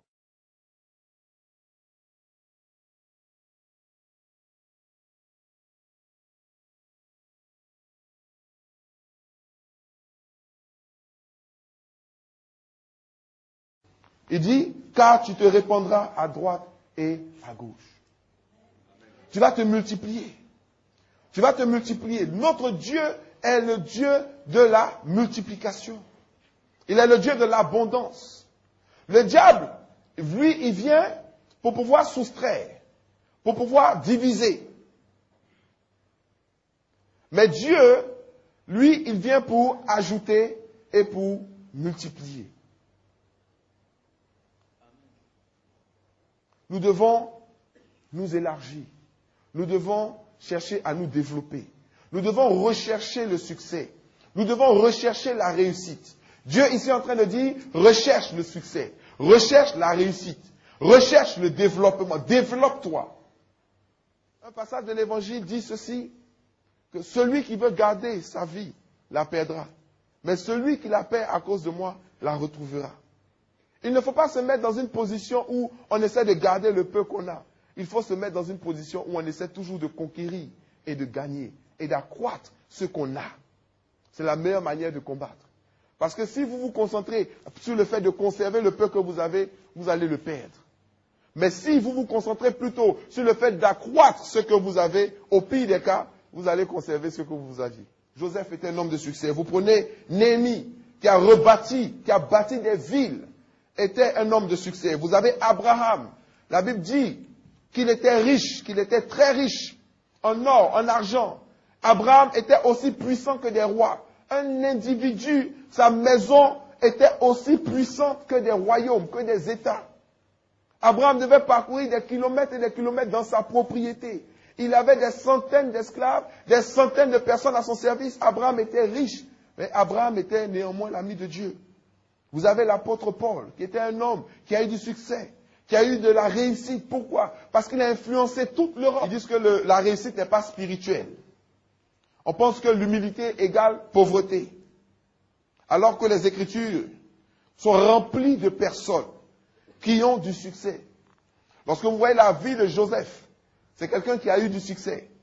On l'a mis raisons pour lesquelles beaucoup de personnes ne réussissent pas. La première raison, c'est que ces personnes-là se méfient du succès. Il y a beaucoup de personnes qui se méfient du succès. Ils se méfient de la réussite. Parce que on a enseigné à beaucoup de personnes que la réussite ou le succès ou l'argent était la racine de tous les maux. Et que ceux qui sont riches, ceux qui ont du succès, ou ceux qui prospèrent, sont des gens qui sont condamnés à aller en enfer. Et que pour pouvoir être heureux sur la terre, il faut être pour le message qui n'est pas corruptible, qui ne change pas, qui est éternel, qui est le même pour les noirs, pour les blancs, pour les rouges, pour les bleus, qui transforme et qui change la vie, qui nous apporte la vie, qui nous apporte la paix, qui nous apporte la joie, qui nous apporte l'amour, qui nous apporte la prospérité, qui nous apporte l'élévation, qui nous apporte la multiplication et qui permet que nous ayons la carrure nécessaire pour pouvoir influencer tous les gens avec qui nous allons être. Comment nous recevons ces bénédictions-là? À travers notre travail et à travers nos efforts. Et ce n'est pas un péché de s'enrichir, de se multiplier et de se développer, de développer ses activités, d'avoir des succursales partout dans le monde. Ce n'est pas un péché. Il faut qu'il y ait des personnes qui soient capables de pouvoir louer des stades pour la gloire de Dieu. Des personnes qui soient capables de pouvoir prendre les plus grands hôtels et louer toutes les chambres, toutes les salles de conférence et le réserver seulement pour que des personnes viennent de partout dans le monde, avoir des séminaires d'enseignement, des temps de prière, des temps de retraite et dans des bonnes conditions. Il y a une chose qui est certaine lorsqu'on regarde ces vidéos, c'est que cet évangile n'a plus rien à voir avec le Nouveau Testament. Ce qui préoccupe les hommes ici, ce n'est plus Christ, ce n'est plus de prêcher Christ aux perdus. Ces personnes ne soupirent pas après la sainteté, après la volonté de Dieu, après le salut des hommes. Ce qui les intéresse, c'est ce qui intéresse les mondains, les perdus qui sont aveuglés par le prince de ce monde, c'est-à-dire le succès, l'élévation, la prospérité et autres vanités. Les chrétiens de la Bible n'ont pas recherché ces choses. Le chrétien réveillé en cette fin des temps est loin de désirer ces choses. Il se prépare à l'enlèvement, dans la prière, dans la sanctification. Il travaille à son salut avec crainte et tremblement, comme nous le demande la parole. Il regarde les choses du monde comme de la boue. Il a les yeux rivés sur Christ. Il sait que ce royaume de la terre n'est pas le sien et que ce qu'il sera n'a pas encore été manifesté. Est-ce que vous pouvez me donner des passages du Nouveau Testament qui encouragent les chrétiens à rechercher le succès, à rechercher l'élévation, à se développer, à se multiplier, la prospérité et toutes ces choses? Quand Jésus a-t-il prêché que nous devions rechercher le succès? Est-ce que lui-même l'a recherché? Non. Est-ce que les apôtres recherchaient le succès? Non. Vous voyez, le langage de la parole de Dieu et celui de ses pasteurs sont deux choses totalement opposées. La Bible, elle, nous détache des choses de la terre et ses pasteurs, eux, font tout pour y attacher les gens. Jésus n'a jamais encouragé une seule personne dans tout son ministère, aucun apôtre, aucun disciple, à rechercher le succès et la prospérité. Cet évangile n'appartient pas au Nouveau Testament. Jésus enseignait à renoncer à tout pour le suivre. Mais le chrétien qui recherche le succès, il a renoncé à quoi au juste? Il vit pour lui-même. Il ne sert pas Christ en réalité. Il n'a renoncé à rien, il poursuit les désirs de sa chair. Tandis que le véritable chrétien, qui vit réellement pour le Seigneur, ne recherche pas des choses aussi chimériques, aussi éphémères que le succès. Son but, c'est de faire la volonté de Dieu. Il cherche le royaume de Dieu. Il vit pour Christ, pour que les âmes soient sauvées. Pourquoi Paul vivait-il? Pourquoi les apôtres vivaient-ils? Ils avaient mis leur vie en hypothèque pour la parole de Dieu, pour l'évangile. Ils sont morts pour cela. Colossiens 3, du verset 1 au verset 4, nous dit « Si donc vous êtes ressuscités avec Christ, cherchez les choses d'en haut. » On n'a pas dit de chercher le succès. Cherchez les choses d'en haut où Christ est assis à la droite de Dieu. Affectionnez-vous aux choses d'en haut. On n'a pas dit affectionnez-vous à la prospérité. Affectionnez-vous aux choses d'en haut et non à celles qui sont sur la terre. La parole est claire, car vous êtes morts et votre vie est cachée en Christ, avec Christ en Dieu. Et quand Christ, votre vie, paraîtra, alors vous paraîtrez aussi avec lui dans la gloire. Donc nos promesses, les promesses qui nous ont été données, ne s'attachent pas au siècle présent, ne s'attachent pas à la terre, c'est en fonction de notre salut et de la vie éternelle avec Christ. Hébreux 13, 14, car nous n'avons point ici-bas de cité permanente, mais nous cherchons celle qui est à venir. Il ne cherchait pas la prospérité, contrairement à ce qu'on nous demande de faire ici. Il ne cherchait pas l'élévation et la prospérité. Il ne cherchait pas le succès. Il cherchait quoi? Il cherchait leur cité permanente qui est le royaume de Dieu. 2 Corinthiens 5 du verset 1 au verset 8, nous savons en effet que si cette tente où nous habitons sur la terre est détruite, nous avons dans le ciel un édifice qui est l'ouvrage de Dieu, une demeure éternelle. Mais vous voyez, c'est-à-dire que l'état d'esprit de ces personnes était totalement tourné vers le Seigneur, vers le royaume de Dieu, pas du tout attaché à la terre.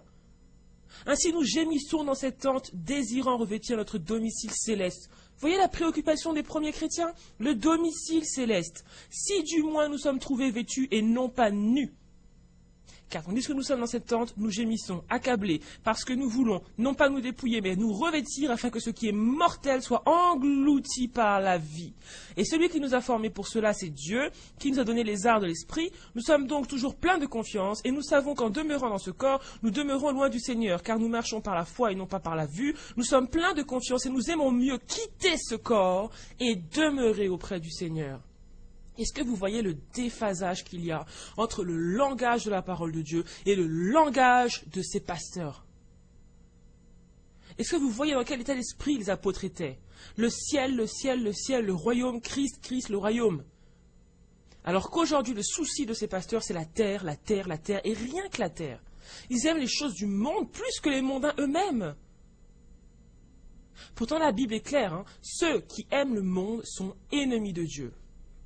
Donc, ces premiers chrétiens n'aimaient pas les choses du monde, ils les voyaient comme de la boue, et c'est pas misérable que les stars et que les fils du diable qui recherchent le succès fassent finalement la même chose que ceux qui se disent enfants de Dieu, rechercher aussi le succès et les choses vaniteuses de la vie. Et pour ce succès, on est prêt à tout, on tord la parole dans tous les sens, de toutes les manières imaginables. Non mais vous vous rendez compte, prendre le passage de Luc 9, verset 24, et lui faire dire tout son contraire, c'est quand même assez audacieux. Parce que ce passage dit, celui qui voudra sauver sa vie la perdra, mais celui qui la perdra à cause de moi la sauvera. Verset 23, juste au-dessus, qu'est-ce qu'il dit? Si quelqu'un veut venir après moi, qu'il renonce à lui-même. Ce que Jésus a dit est clair. Ça n'a pas besoin d'une exégèse, c'est clair. Qu'il se charge chaque jour de sa croix et qu'il me suive, car celui qui voudra sauver sa vie. Donc c'est une conséquence, et ce qui a été dit avant est primordial pour comprendre ce passage. Il faut renoncer à soi-même, parce que si on ne le fait pas, eh ben celui qui voudra sauver sa vie, celui qui voudra sauver son confort, celui qui voudra sauver ses intérêts, les perdra. Celui qui voudra la gloire, celui qui voudra le succès au lieu de suivre Christ sur le chemin étroit, perdra tout. Mais celui qui renoncera à tout pour Christ, celui qui va renoncer à ses ambitions, à ses projets personnels, gagnera sa vie. Donc cet homme est en train de prêcher un faux évangile. Lorsque Jésus a parlé à l'homme qui avait beaucoup de biens, et qui lui a dit « Vends tout et suis-moi », il n'a pas dit à l'homme « Multiplie-toi ». Développe-toi et suis-moi. Il lui a pas dit élargis l'espace de ta tente et ensuite suis-moi. Il lui a dit vends tout, c'est-à-dire renonce à tout et suis-moi. C'était l'évangile de Jésus. Donc Jésus, par son action, atteste que ce que ce pasteur est en train de dire est un mensonge intégral. Sinon lui-même, le Seigneur, aurait dit à cet homme, pour me suivre, il faut t'élargir, te multiplier, autrement tu perdras ta vie parce que tu n'auras pas vu plus haut. Pourquoi Jésus lui-même n'a pas cherché à se développer? Pourquoi il n'a pas cherché à élargir ce qu'il avait, à aller plus loin? Est-ce qu'il va lui demander de faire quelque chose que lui-même n'a pas fait? Donc je vous le dis, cet évangile est une mascarade flagrante pour tous ceux qui lisent les Écritures. Et ce n'est pas en vain que ce pasteur est allé chercher dans l'Ancien Testament des références. Il sait que le Nouveau Testament contredit frontalement chacun de ses propos, les uns après les autres. Et je profite de cette occasion pour rappeler que l'Ancien et le Nouveau Testament se dissocient. La manière dont Dieu agissait sous l'Ancienne Alliance est différente de la manière avec laquelle il agit dans le Nouveau Testament. Dans l'Ancien Testament, la pensée de l'au-delà n'existait quasiment pas. Tout se rapportait à la terre, il y avait des conquêtes terrestres. Entre le peuple de Dieu et les autres nations, il y avait des rois qui régnaient avec la loi et les exigences de Dieu sur le peuple. Et tout cela a été totalement changé sous la Nouvelle Alliance. Dans le Nouveau Testament, la pensée de l'au-delà prédomine. On nous encourage à nous détacher de ce monde, contrairement à ce qui était fait dans l'Ancien Testament, et d'être des citoyens des cieux. Et cette notion n'existait pas avant. Avant, les promesses, elles étaient sur la terre. Maintenant, les promesses sont faites sur l'au-delà, non plus sur le siècle présent. Donc prendre l'exemple d'Abraham, de Salomon, de Joseph, je ne sais plus qui, c'est totalement déplacé, parce que dans le Nouveau Testament, il n'y a plus d'exemples comme cela, de gens qui ont connu cette élévation, cette prospérité, qui ont régné sur la terre. Où sont ces exemples dans le Nouveau Testament? Lequel des apôtres? Jésus lui-même? Non. Donc comment peut-on dire que Paul a eu du succès quand on sait tout ce que cet homme a enduré pour l'Évangile? Il a été lapidé, traîné en prison plusieurs fois, fouetté plusieurs fois, il a été en péril sur les mers, et lui-même se décrivait comme la balayure du monde, le rebut de l'humanité. Et ça, c'est vraiment l'opposé du succès. On est d'accord. Il a prêché l'évangile en Europe, et c'est cet évangile qui a eu des percées, pas lui. Lui, il a fini tué à cause de son appel. Aux yeux des standards mondains, sa vie était un échec. Il avait renoncé à tout pour Christ. Il avait renoncé au confort de sa position de pharisien, parce qu'à l'époque où il persécutait les chrétiens, il était confortable. En restant dans cette position, il aurait peut-être eu du succès, mais quand Christ s'est révélé à lui, eh bien, il est devenu une proie à abattre. Il a tout perdu pour Christ, tous ses honneurs. Il est devenu un moins que rien aux yeux des hommes. Et c'est pas ça que moi j'appelle le succès. Donc il ne s'est pas développé, il n'a pas passé sa vie à chercher la prospérité, le succès, non, il a souffert pour l'évangile. Et Paul savait vivre dans le manque pour Christ. Quand il vivait dans la faim et la pauvreté, il ne disait pas « Oh non, je dois me multiplier et chercher le succès ». Il a accepté la volonté de Dieu sur sa vie et il s'est glorifié dans ses faiblesses. Donc quel évangile on prêche aujourd'hui? C'est un évangile de démon. Pierre a pu dire « Je n'ai ni argent ni or, mais ce que j'ai, je te le donne ». Il n'a pas dit « Je n'ai ni argent ni or, donc du coup, il faut que je recherche le succès et à m'élargir ». Jésus lui-même, il est venu sans fanfare, sans succès, sans prospérité. Donc ce qui s'est passé dans l'Ancien Testament ne s'est pas reproduit dans le Nouveau. Prêcher le succès, c'est prêcher un autre évangile que celui que Jésus et les apôtres ont prêché et vécu eux-mêmes. La Bible ne dit pas ce que Dieu veut, c'est votre prospérité ou votre succès. Elle dit dans 1 Thessaloniciens 3:4, ce que Dieu veut, c'est votre sanctification.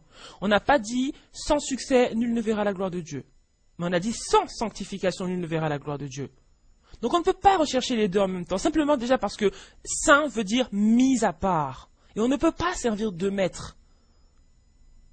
Donc on sait que Satan propose le succès aux hommes. C'est lui qui propose le succès aux hommes. Il a commencé à le proposer à Jésus dans le désert. Donc on sait que c'est Satan qui séduit par ce canal les hommes, mais Jésus, notre modèle parfait, a dit non à Satan. La Bible nous dit l'amour de l'argent est la racine de tous les maux. Et c'est exactement ce que ces pasteurs ont et tentent de communiquer aux autres, l'amour de l'argent. S'ils n'avaient pas l'amour de l'argent, ils vous prêcheraient Christ, ils le prêcheraient gratuitement, ils ne courraient pas après vos dîmes, vos offrandes, vos alliances, mais après vos âmes. Ils vous prêcheraient l'évangile qui sauve, le chemin étroit, le royaume de Dieu, en permanence. On vous dit que vous êtes des champions alors que beaucoup ne sont même pas sauvés et sont en train d'aller droit en enfer. Donc selon Jem Kaku, ce message nous apporte la prospérité, la multiplication, l'élévation, alors que Jésus et les apôtres n'ont rien vécu de tout cela sur la terre. Est-ce que c'est être élevé que de finir sur une croix? Il dit que nous sommes prospères à travers notre travail et nos efforts. Il dit aussi que pour réussir, voici la clé, pensée, parole, action, tout ça. Donc on n'a pas besoin de Christ en fait dans leur évangile. Un mondain peut travailler ses pensées, parler en conséquence, agir en conséquence, et il sera prospère. Il n'y a même pas de Dieu dans leur doctrine. Dieu a totalement disparu. Tout tourne autour du chrétien, de ses petits désirs, de ses petites envies, de ses petites formules de succès. Et Christ a été évincé de ce système. Et je dis cet évangile est anathème. Jean 6:27, travaillez non pour la nourriture qui périt, mais pour celle qui subsiste pour la vie éternelle, et que le Fils de l'homme vous donnera, car c'est lui que le Père, que Dieu a marqué de son sceau. Donc on va terminer avec ce verset, vraiment, travaillez non pour la nourriture qui périt, mais pour celle qui subsiste pour la vie éternelle. Et le thème, c'est se programmer pour le succès. Je vous ai dit dans l'épisode précédent que vous avez besoin de vous programmer afin de vivre une vie de succès, cette vie-là que Dieu désire pour vous.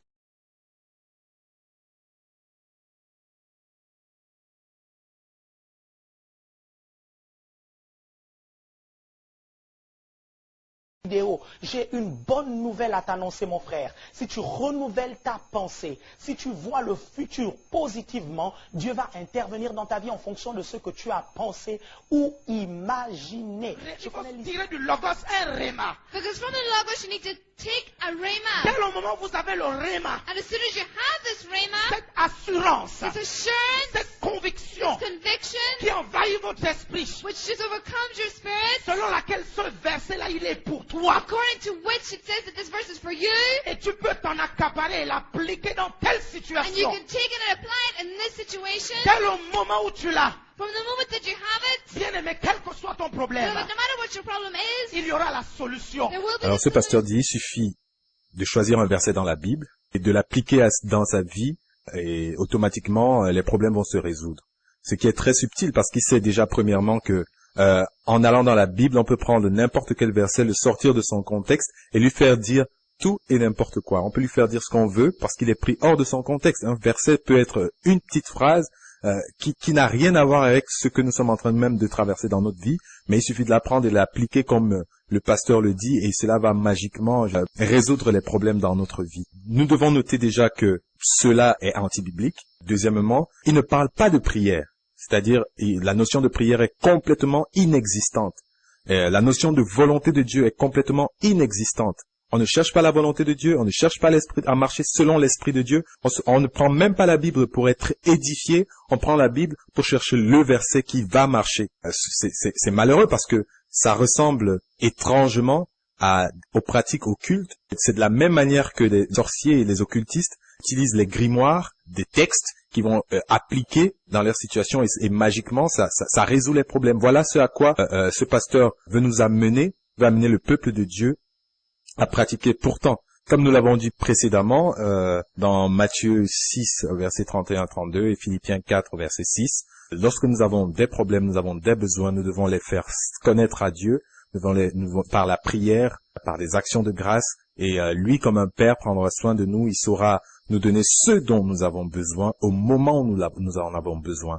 Donc nous n'avons pas besoin d'utiliser des versets, de pratiquer des mantras bibliques pour obtenir par la force ce dont nous avons besoin. Dieu est là et nous devons lui soumettre nos demandes. Lui seul, qui est souverain, saura comment est-ce qu'il va y Ne soyez répondre. pas abattus parce qu'on vous critique. Don't be discouraged. Parce Don't qu'on ne be critique que beaten les stars. when you're criticized. Because Eh only oui. stars are criticized. On ne critique que les stars. Only stars are Et soyez criticized. conscients de ça. Be aware of that. Dans le ciel, il y a deux types d'objets qui brillent. In heaven, there are two types of objects which Il y a les shine. satellites There are satellites que les hommes ont bâtis, which men have created, mais il y a les étoiles but there are stars que Dieu seul a bâties. that only God has formed. Et si Dieu vous a bâtis, And if God has built you, vous êtes une étoile you're a star. et vous êtes destiné à briller et éclairer la terre. And you're destined to shine and Je light ne sais up pas s'il y a quelqu'un qui the me earth. suit ici. Does someone follow me Oh, here? dis à celui qui est à ta gauche, à ta droite, un champion ne se laisse pas décourager. Cities, your left and right. A champion is not discouraged. Oh, programmez ça. Program yourself. Assois ça dans votre Vous voyez, savoir. frère, lorsqu'on se lance dans des fausses doctrines, on est systématiquement soumis à l'esprit de l'Antéchrist. Et ses fruits sont complètement opposés à ceux de l'esprit de Jésus-Christ. Comme on peut le voir dans cette vidéo, par exemple, l'arrogance, l'orgueil, la vanité, l'emploi de termes comme, par exemple, on ne critique que les stars. Ceci est très déplacé parce que, déjà, on peut être critiqué avec raison. Ce n'est pas un problème de star ou pas. Dans un premier temps, on peut être critiqué avec raison, de la même manière que Paul, par exemple, a dénoncé Hyménée et Philette, qui n'étaient pas des stars. Jésus aussi a critiqué les pharisiens qui n'étaient pas des stars, en tout cas à ce que je sache. Ces personnes ont été critiquées, et ces personnes étaient critiquées avec raison. Donc il enlève complètement la cause de la critique, et le pire, c'est que nous savons tous à quoi se rapporte le mot star dans le monde. C'est un mot qui est en général utilisé pour désigner les grands de ce monde, les stars par exemple d'Hollywood, des gens qui vivent dans la débauche, etc., etc. C'est à ça en fait que fait référence le mot star. Nous allons voir dans la parole, dans le chapitre 1 Jean, chapitre 4, verset 1 et le verset 5. Le verset 1 dit, « Bien-aimés, n'ajoutez pas foi à tout esprit, mais éprouvez les esprits pour savoir s'ils sont de Dieu, car plusieurs faux prophètes sont venus dans le monde. » Et le verset 5, « Eux, ils sont du monde, c'est pourquoi ils parlent d'après le monde et le monde les écoute. » Romains 12, au verset 3, « Par la grâce qui m'a été donnée, je dis à chacun de vous de n'avoir pas de lui-même une trop haute opinion, mais de revêtir des sentiments modestes selon la mesure de foi que Dieu a départie à Soyez chacun. grand. Think big. Pensez grand. See big. Vous allez voir. Passez vos journées à penser grand. Spend your days thinking big. J'ai envie de vous dire, rêvez. I want to say to you, wake up. Projetez-vous dans l'avenir. Project yourself into the Et future. voyez-vous comme Dieu veut que vous devez And see être. yourself like you must be and God sees you Est-ce que quelqu'un me as. suit? Champion est imperturbable. A champion is not easily Alléluia. perturbed. Dites que je Hallelujah. suis un champion. Say I'm a champion. Une star est imperturbable. Écoutez, les mauvaises pensées viennent chez vous parce que vos pensées ne sont pas occupées aux bonnes choses. Listen, bad thoughts come to you because your thoughts are not taking care or on Vous good dites, things. Seigneur, comment je vais lutter contre les mauvaises Say, pensées? Lord, how am I going to fight against bad thoughts? Pense grand. Think big. Pense à ta destinée. Think of your destiny. Occupe ta pensée à rêver sur ta destinée. Keep your thoughts dreaming of your destiny. Est-ce que ton problème, c'est des enfants? Is your problem children? Commence à t'imaginer en train d'allaiter un bébé. Start thinking of weaning or feeding a Est-ce que baby. ton problème, c'est le mari? Is your problem a Commence husband? à t'imaginer avec un homme ici à l'église et une musique de fond. Pam, pam, param, pam, pam, param. Rêve. If your problem is a husband, imagine yourself being in a church with the music. Est-ce que ton problème, c'est la voiture? Is your problem the Est-ce que Dieu car? t'a dit que tu seras quelqu'un d'important? Did God say you're going to be someone important? Lorsque tu arrêtes le taxi, When you stop the taxi, ne va pas t'asseoir devant avec lui. don't be sitting in front with him. Parce que le président de la République, Because the president of the le republic, premier ministre, the first minister, il ne s'assoit pas devant, he's not be sitting in il front. s'assoit derrière. Est-ce que quelqu'un m'entend ici? Et là, lorsque vous êtes assis derrière, And there, when you're seated behind, même si dans le taxi il fait chaud, even if in the taxi it's hot, commencez à vous imaginer dans une Prado. imagine s'il yourself fait in chaud. a Prado, even if it's hot, Même s'il fait chaud, even if it's hot. oublie la chaleur, Forget the heat. ignore la chaleur, Ignore the heat. commence à penser à la climatisation. Start to think about Parce qu'à ventilation. ce moment-là, Because at this moment, tu n'es pas dans un taxi, you're not in a taxi. dans le monde In spirituel. the spiritual Tu world, es dans ta Prado. you're in your Prado. Tu es dans ta Prado. You're in your Prado. Mon frère, My brother, si tes pensées sont occupées à ça, dans un taxi, if your thoughts are focused on this in a taxi, même s'il y a Miss Gabon qui passe là, tu ne la calcules même even pas. if Miss Gavin is walking by, you will not look Si at tu as un her. problème de convoitise, If your problem with convoting, quel que soit le bel homme, la belle fille qui passe là, no matter what the beautiful man or woman going by, ta pensée est occupée. your thought is Est-ce already que quelqu'un me suit focused. ici? Did someone follow me here? Alléluia. Hallelujah. Disciplinez votre âme à Dis- penser grand. Discipline your soul to think big. Disciplinez votre pensée à penser ce que vous êtes en crise dans le monde spirituel. Discipline your thoughts to think of the things that you are in Christ. Et vous allez voir ça s'accomplir. And you're going to see that be accomplished. Alléluia. Hallelujah. Dis à celui qui est à ta gauche, à ta droite, discipline ta pensée. Say to your neighbor tonight, discipline your thoughts. C'est pourquoi je suis imperturbable. That is why I'm not easily disturbed. Lorsque je monte dans un avion, When I get into a plane, bien aimé, parfois j'ai l'impression que je suis bizarre, pasteur. sometimes I have the impression that I'm bizarre, Pastor. Je suis dans un avion. I'm in a plane. J'ai l'impression que le pilote là qui pilote, c'est mon pilote à moi. I imagine that the pilot in the plane is my own personal C'est pourquoi je pilot. me mets à l'aise. That is why I'm at ease. Une fois, un footballeur de notre église m'a invité suivre un de ses matchs. One time a footballer invited me to go to follow one of his matches. Et là, il m'a mis à la tribune présidentielle. Erreur. And there he left me at the presidential seating area. Il ne m'a pas mis au Shabbat. He didn't leave me behind. Il m'a mis là où le président s'assoit souvent. He left me there where the president is seated. Là où les VIP s'asseyent souvent. The VIPs are seated. Quand j'ai reçu ce billet, When I received the ticket, j'ai regardé. I looked Je lui ai dit, frère, tu as compris. and I said, brother, you've understood. Je suis allé m'asseoir. And I was seated Je te dis, pasteur, and I'm telling you, Pastor, c'était le stade de Rennes. it was Rennes Stadium. Pendant que ces 50 000 téléspectateurs se levaient pour crier à cause d'un but. And when the 50 million people stood up and shouted because of a goal, Moi, je m'imaginais en train de libérer une parole puissante et des gens autour criaient à cause de cette parole puissante.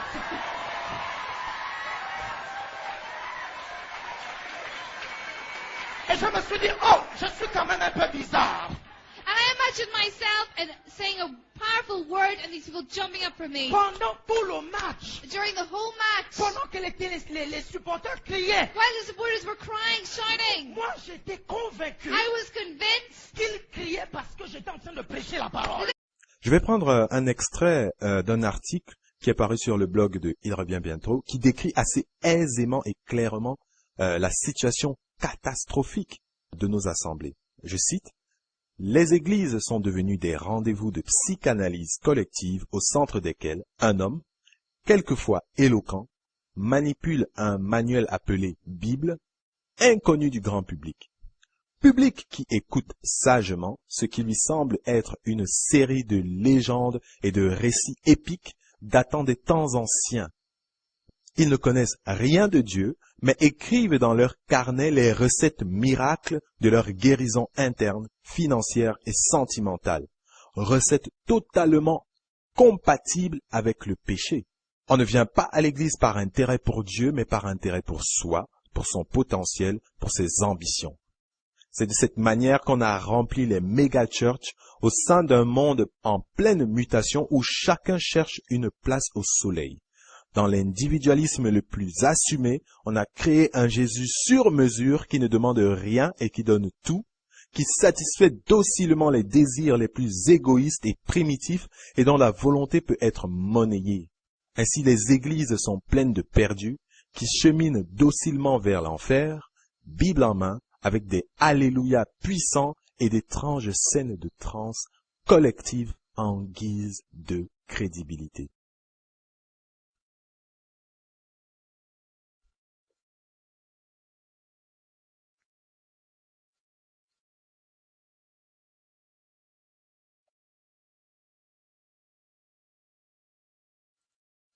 Romains 12, verset 16. N'aspirez pas à ce qui est élevé, mais laissez-vous attirer par ce qui est humble. 1 Jean 2, 15 à 16. N'aimez point le monde, ni les choses qui sont dans le monde. Si quelqu'un aime le monde, l'amour du Père n'est point en lui. Car tout ce qui est dans le monde, la convoitise de la chair, la convoitise des yeux et l'orgueil de la vie ne vient point du Père, mais vient du monde. Philippiens 2, 4 à 8. Ayez en vous les sentiments qui étaient en Jésus-Christ, lequel, existant en forme de Dieu, n'a point regardé comme une proie à arracher d'être égal avec Dieu, mais s'est dépouillé lui-même, en prenant une forme de serviteur, en devenant semblable aux hommes, et ayant paru comme un simple homme, il s'est humilié lui-même, se rendant obéissant jusqu'à la mort, et même jusqu'à la mort de la croix. Philippiens 2, 20 à 21. Car je n'ai personne ici qui partage mes sentiments, pour prendre sincèrement à cœur votre situation. Tous, en effet, cherchent leurs propres intérêts, et non ceux de Jésus-Christ. Philippiens 2, 3 à 8. Ne faites rien par esprit de parti ou par vaine gloire, mais que l'humilité vous fasse regarder les autres comme étant au-dessus de vous-même, que chacun de vous, au lieu de considérer ses propres intérêts, considère aussi ceux des autres. 2 Timothée 2, 3 à 4. Souffre avec moi comme un bon soldat de Jésus-Christ. Il n'est pas de soldat qui s'embarrasse des affaires de la vie s'il veut plaire à celui qui l'a enrôlé. Et Philippiens 4, verset 7. Et la paix de Dieu qui surpasse toute intelligence gardera vos cœurs et vos pensées en Jésus-Christ. Je passe samedi, going Saturday à 13h, à Bois. C'est-à-dire j'ai juste la journée de demain. So I have the day of tomorrow. Mais je veux bénir 4 personnes. But I want to bless 4 qui vont sacrifier avec 500 000. That will sacrifice 500. Je vais mettre mon pied dans leur maison.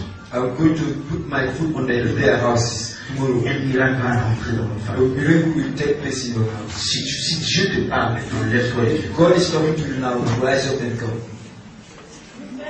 Si Dieu te parle maintenant, God is talking to you. Rise up and come.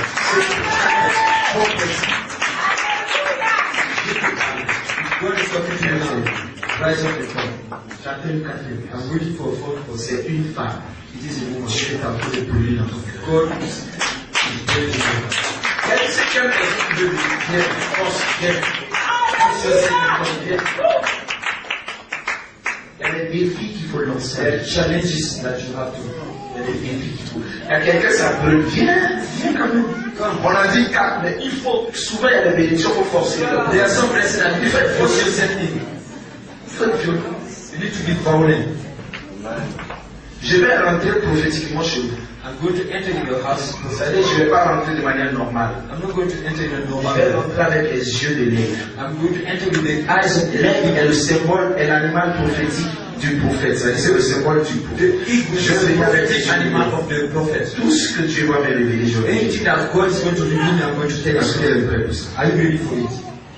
Demain, il faut que je les visite, pasteur. Tomorrow I need to see Le the pastor. programme, il faut que je rentre, je mette le pied dans leur maison. I don't want to the program. I need to Juste pour les aider. just to bless them. Je déclare, I declare porte ouverte, open doors, et miracle. a miracle. Même si Dieu était contre vous, God was à against cause de ces sacrifices, Dieu change de camp sacrifice. God is changing his position. Change de camp. He's changing his position Au nom de in Jésus. the name of Jesus. Amen. Amen. Amen. Amen. Marquez-les, il faut que demain je les visite. Take their names. Si Dieu te parle pour 250 000 viens. If God is talking to you for 250,000, please come forward. Il y a une personne, la personne dit tu ne peux pas 500 000, j'ai 250 000. There's someone that is Il y a quelqu'un, c'est 100 000 qui frappe dans sa tête. There's someone 100,000 Après, c'est tout le monde est venu. come and you all need to come. C'est ce que Dieu te met à cœur de faire. If it is what God placed in your heart, come. Dépêche-toi. Come forward. Dépêche-toi. Come forward. Viens. Come forward. Son sang a coulé. Pourquoi est-ce ça? Ne chantez pas, ne chantez pas. Moi seul, je chante ma chanson. Son sang a coulé. Comme ça, je m'arrête quand je veux. So I can celebrate anytime I want. Amen. Amen. Tu te mets à cœur 100 000. Ça dit ton sang est en train de couler, ça te fait mal. Il y a des personnes, Dieu leur parle d'église. Moi, ça ne me concerne pas, ça concerne ma voisine. Ça te concerne. It is not me, it is my neighbor. It is you. Hallelujah. Dans ce silence, viens sacrifier. Come and sacrifice. Et je vais impacter ta vie. I'm going to Je vais impacter ta vie. You're going to impact Tu vas voir ta vie changer. You're going to see the light. Quelqu'un est en train d'entendre 50 000. Someone is here. Qu'est-ce qu'un disciple de Jésus-Christ? Vous me direz, un disciple de Christ, une personne qui marche comme Jésus a marché, qui marche sur les traces du Seigneur. D'ailleurs, la raison pour laquelle on va désigner un tel comme disciple d'un tel autre, c'est parce que justement, il mettra en pratique les enseignements de cette personne et les perpétuera. Donc, quand les malades venaient vers Jésus, est-ce qu'il leur a demandé de l'argent?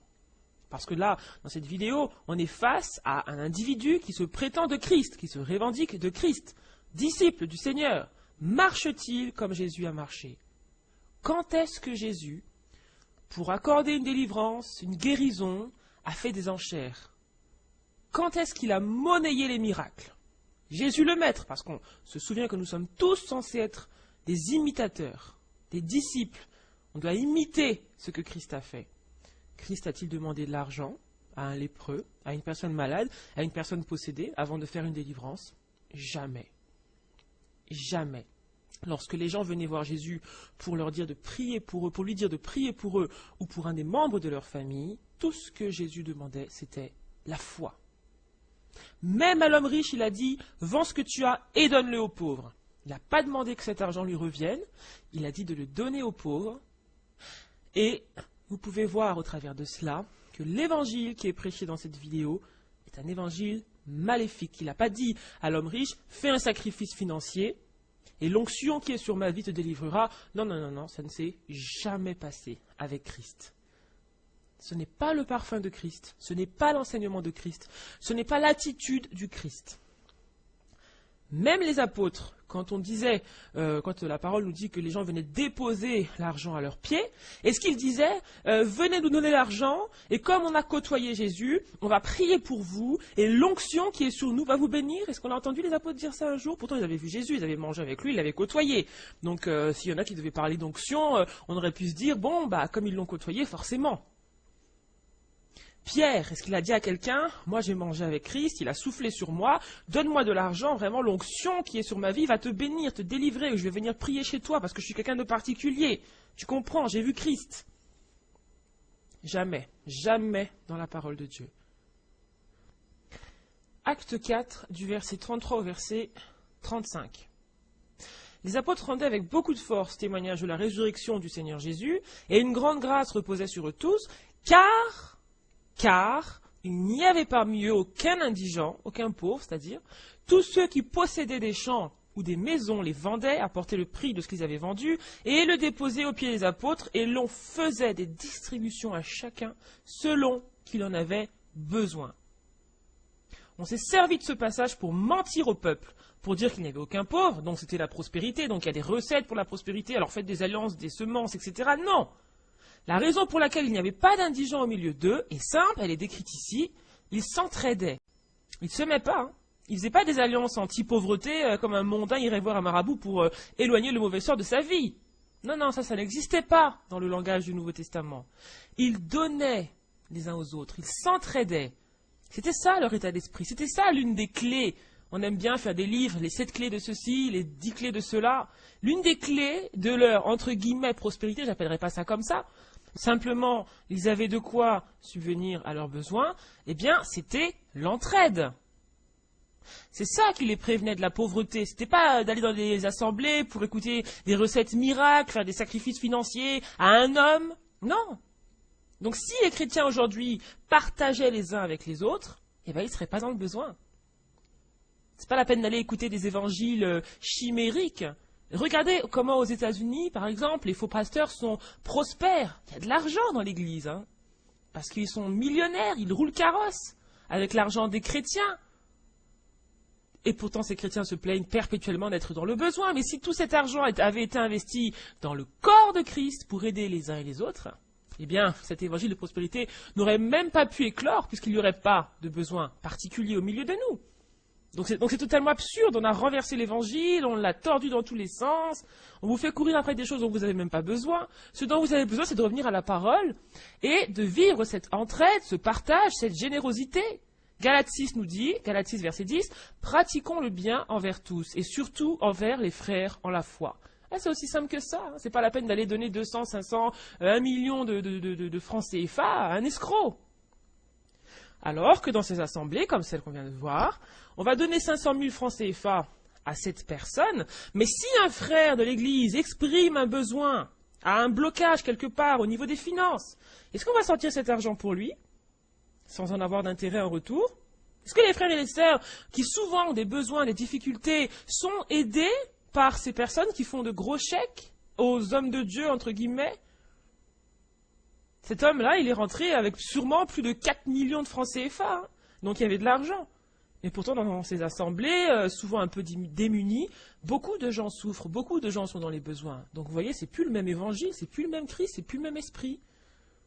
Hein? Au lieu de suivre l'exemple du maître en s'aidant les uns les autres, eh ben, on aide un homme qui n'est apparemment pas indigent et on ne se soucie pas des autres. On se soucie de soi-même parce que aider cet homme revient à faire un investissement dans notre propre vie. On attend à ce que ça nous revienne. On lui donne ça pour quelque chose qui va nous bénéficier à nous ensuite. Donc les gens ne pensent qu'à leur propre intérêt, non à ceux des sœurs, non à ceux des frères. Tout tourne autour de soi. Et ces 10 heures de bonne aventure, ils vendent du rêve. Le rêve, la fin des problèmes, la fin de ceci, la délivrance. Et pour cette raison, les gens, ils vont faire des investissements dans leur vie.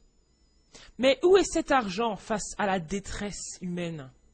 Où est cet argent quand les chrétiens sont dans toutes sortes de besoins? Pourquoi les cœurs sont-ils devenus aussi durs? On vit ce que la parole nous dit. Hein. L'amour du plus grand nombre s'est totalement refroidi. Pour trouver la charité aujourd'hui, il faut aller à l'extérieur de l'Église, pas dans les églises. C'est dans les associations mondaines que vous pourrez trouver un semblant de charité. Pas dans les églises. Pas dans les églises qui pourtant se réclament ardemment de Christ. Toutes sortes de chansons, de gospel, de chorales magnifiques en chantant Christ, Christ, Christ. Mais dans le fond, regardez ce qui se passe. Donc je suis sûr que les personnes qui étaient dans l'auditoire avaient des besoins et que ces millions-là qui sont sortis auraient pu faire la différence. Mais la compassion, la charité, l'amour ont déserté. Ont déserté les assemblées qui se revendiquent du Dieu des pauvres, des veuves et des orphelins. Est-ce que vous imaginez les apôtres faire des enchères dans l'assemblée du Seigneur pour leurs propres intérêts?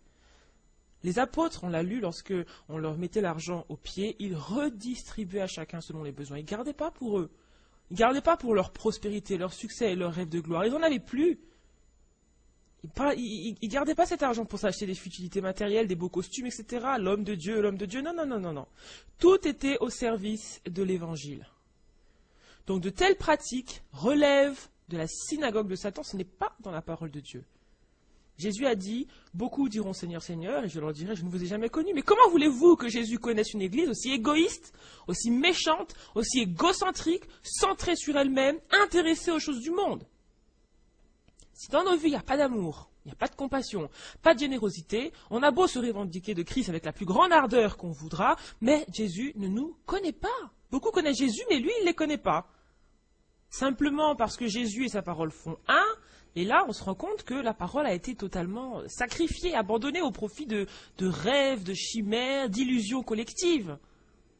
Notre vie doit sentir le parfum de Christ, les fruits de l'esprit. Mais là, on a éloigné les gens du véritable évangile. Mais on veut aller prêcher aux mondains. Mais qu'est-ce qu'on veut aller leur prêcher aux mondains? Notre système égoïste et cupide, là, les leçons de générosité et de compassion, c'est eux qui nous les donnent. Alors on va leur prêcher qui? Christ. Il faudrait d'abord le vivre nous-mêmes. Il faudrait d'abord qu'il soit reflété en nous. Faut pas croire qu'ils sont dupes. Pourquoi les mondains ne sont pas touchés par Christ? Parce que nous, souvent, on ne l'aime même pas non plus, tout simplement. Même si on dit Seigneur, Seigneur, il ne nous connaît pas. Donc les gens, lorsqu'on leur apporte Christ, ils ne le reçoivent pas, on ne leur donne pas réellement. Ils ne sont pas stupides. Ils nous voient dans les églises. Les gens s'occupent d'eux-mêmes, se bercent d'illusions. Ils se croient importants, champions, stars, tout ce que vous voulez. Ils voient toutes ces choses-là. Ça passe à la télévision. Ils les voient. Ils voient comment les chrétiens sont indifférents à la détresse qui les entoure. Même lorsqu'ils prêchent la parole à quelqu'un, ils ne l'aiment pas. C'est juste pour l'ajouter à une liste d'âmes gagnées, soi-disant, pour Christ. Gagnées par un évangile totalement corrompu, infecté, charnel, démoniaque. Donc quand vous voyez ce genre de vidéo, vous devez comprendre pourquoi l'évangile ne perce plus. Les mondains voient cela et se moquent. Ils ont de la compassion pour les chrétiens. Ils préfèrent vivre dans leur péché plutôt que de venir servir de proie à des loups voraces et cruels qui n'épargnent pas le troupeau. L'évangile que Paul prêchait a rempli le royaume des cieux. Pourtant, c'était un évangile dur, difficile, contraignant, exigeant. Mais avec cet évangile, le monde a été touché. Une foule innombrable est venue au Seigneur. Il n'avait pas de jet privé, pas de flyer, pas de super chorale pour chauffer la salle, pas de marketing, pas de belles paroles pour rendre l'évangile plus digeste. Il a prêché Christ tel qu'il est. Il a prêché un Jésus qu'il n'avait d'ailleurs jamais vu, mais qu'il avait expérimenté et qu'il servait. Avec puissance, il était devenu un sacrifice ambulant. Il avait renoncé à tout. Il avait renoncé à sa vie. Il n'y avait plus de Paul. Il s'était laissé broyer par Christ. Sa chair était sans cesse écrabouillée pour le Seigneur. Il avait vraiment renoncé à tout, s'intéressait en aucun cas aux poches des chrétiens, mais il acceptait les souffrances en Christ pour que les âmes soient gagnées. C'était un homme de Dieu, entre guillemets, puisque c'est l'expression qui prédomine aujourd'hui. Un homme de Dieu, comme on aime souvent le dire. Mais aujourd'hui, on le dit avec respect pour des hommes qui vivent à des années-lumière de ces modèles-là, des hommes vaniteux, corrompus, qui annoncent un évangile maudit, un évangile de la mort, des 10 heures de bonne aventure, qui aiment le monde et qui ne vous le cachent même pas, pour qui vous n'êtes que des pions, des marionnettes. Ils vont vous traire jusqu'à la dernière goutte et après cette illusion, c'est l'enfer pour ceux qui ne se seront pas repentis. On ne se moque pas de Dieu. Donc on court après les richesses, après les mariages, après la prospérité, et l'ennemi nous tire en dérision à cause de cela. Dieu appelle à la repentance maintenant. L'évangile, c'est de renoncer, c'est pas de convoiter. L'évangile, c'est de renoncer et ce n'est pas de convoiter. C'est être le rebut de l'humanité, c'est pas être une star. Donc pour conclure avec cette vidéo, beaucoup se croient sauvés, beaucoup pensent qu'ils passeront l'éternité avec le Seigneur alors qu'ils sont sur la voie de la damnation. Le Seigneur appelle à la repentance, au retour à la parole, au retour à ce que Jésus a dit, non pas ce qu'un prophète a dit, ce qu'un pasteur a dit. Lire la parole, relire tout le Nouveau Testament, le relire et le relire et le relire, le mettre en pratique, revenir aux fondamentaux, à l'amour, au renoncement, déni de soi, faire la volonté de Dieu et non pas sa propre volonté, marcher avec le Saint-Esprit, c'est ce à quoi le Seigneur nous a appelés. Donc il nous appelle tous à la repentance, à sortir des systèmes, à sortir de l'illusion, à sortir de l'égocentrisme qui est prêché aujourd'hui, à revenir à Christ. Au nom de Jésus.